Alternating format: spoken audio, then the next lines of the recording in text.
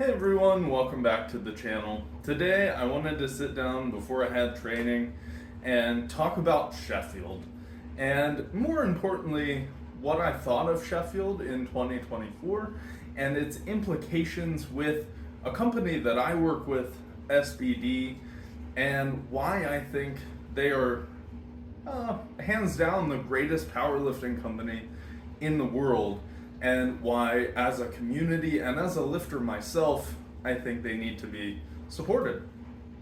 So, looking at Sheffield this year, last year set the bar really high as far as production quality and payouts for the lifters. Putting our best lifters on a pedestal is certainly a big deal, especially if you're trying to expand the sport. And for me personally, I think it's really important to highlight the drug-tested powerlifting that we have, because the best drug-tested lifters, in my opinion, are the best powerlifters in the world right now.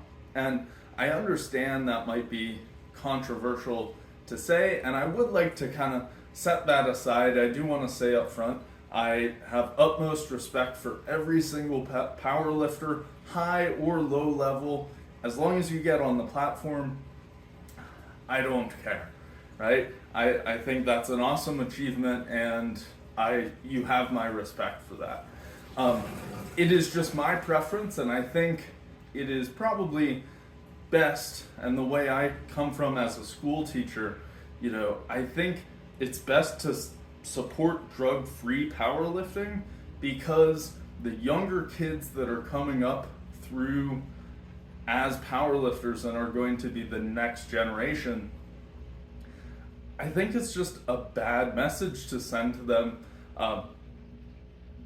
that drugs are okay, right? And that's kind of how I sit with that. But that's an aside for this topic.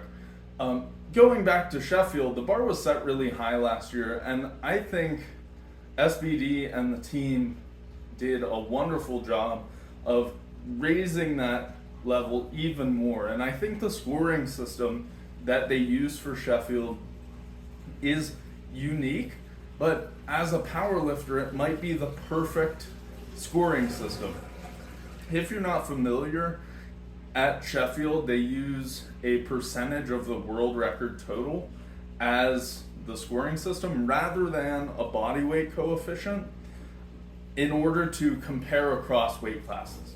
And to me, that's perfect, because no matter what coefficient you use, there's always going to be a bias towards one weight class or another, whether it be the lighter lifters or the heavier lifters.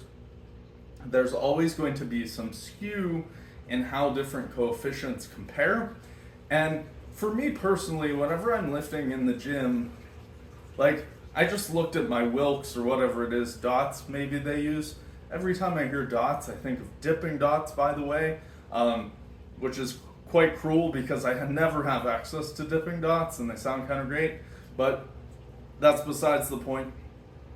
I looked at my dots for the first time in 4 years the other day, and I still don't know what the number means, right? It was 5 something, and I was like, okay, that sounds maybe decent. And I put that app away, and I probably won't look at it for another 3 or 4 years until I'm reminded again of ice cream that I can't have. But that's kind of the downside to coefficients.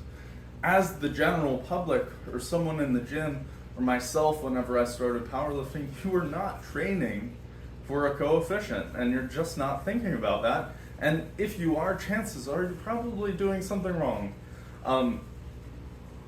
But instead, they compare each lifter with the world record in that lifter's respective weight class, which is great because that is something that I do certainly think about. Even whenever I was just coming up through, as a teenage lifter, I would watch the world championships and see the best lifters in the world, and I would strive to be like them and hit their numbers. And for example, whenever I was a teenager, I would wish for my third attempt squat to get into the openers of the 120s at Worlds, right? And then eventually you get into the openers, and then you strive to get into the seconds, and eventually, hopefully, you end up to the point where you're competing with the best of the best, and then it's only natural to compare yourself to the world record in that weight class. And as someone coming up through, that just makes sense. It is the rite of passage for a powerlifter who wants to be competitive. But in that same rite of passage, there's not much of an inclination for a normal person to compare outside of their weight class, like to the 105s or to the 120 pluses. And that's where, if you're going to have a competition like Sheffield, you have to have a way to make it fair between the weight classes and relatable to those who are watching. And I think the percentage of the world record total does both of those. So I do want to commend SBD and shout out to Pete Spence, because I know he's done a ton of work on setting up a competition and deciding on what scales to use.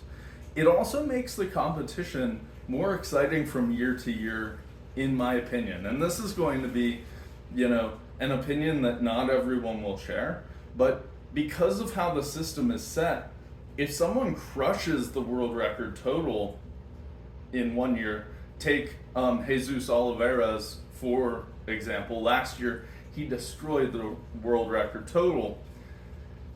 The next year it's going to be even harder for him, because that new baseline is the 100%, right? Whereas another weight class might have more space to crush their world record total. And this leaves more space from year to year for new champions to be crowned while still promoting. And this is the number one promotion, it seems, from Sheffield and SBD, is to break records. And I turn around, I've got the Sheffield shirt on right now, it says records will fall. That is basically the motto here, to break records. And this is why I resonate so much with this competition, is as a powerlifter, whenever you start, all you care about is beating yourself and your own personal records, right? And getting better each year. And this scoring system promotes getting better each year incrementally, and ultimately beating those world records within your weight class. And you don't even have to look outside of your weight class for comparisons, while still having a fair comparison indicator in those percentages. So I really appreciate the scoring. Now, with that, I want to touch on the stream quality. It was amazing. I thought it was amazing last year, but you can tell the audio has improved. There were a couple feedback things last year that got cleaned up. It was amazing. I felt like the camera work was great. There was a ton of stage space. I felt like they did an even better job this year displaying the crowd situation, and you could really tell, you could feel some of the atmosphere through the screen as far as like how exciting it was in there, which as a powerlifter, that makes me jealous. I hope I can get to a stage like that someday. But it really seems amazing. And in the end, I think this is the leading competition to bring more people into the sport, make it more watchable for other people. I know my fiance Natalie, she watches bits and pieces of it with me whenever I'm sitting down and watch it. We watched the whole darn thing together last year, and she's not into powerlifting per se, but it was a good viewing experience for her. So as far as bringing new people in, that's exactly what we want. And that's what I want this takeaway to be from this video, is SBD is the number one powerlifting company, in my opinion, to be working hard and investing to bring in new lifters while also supporting the top level lifters as well. And I said it at the beginning, I'll say it again, I am totally biased. I work with SBD, but in my opinion, there are zero other powerlifting companies that have done as much to promote the sport as SBD has, and as they continue to do so. So, with that, I'll kind of wrap it up. I just wanted to share my thoughts on Sheffield and how it went this year. I thought it went really smoothly. There was a ton of great lifting, and those winners certainly deserved all of the screen time and the rewards that they've gotten, because I know a ton of hard work went in to achieve that level. So let me know down in the comments below, what did you think of Sheffield this year? Did you watch it? Did you not? Are there any differing opinions to mine that you have? I'm always curious to hear. And as always, if you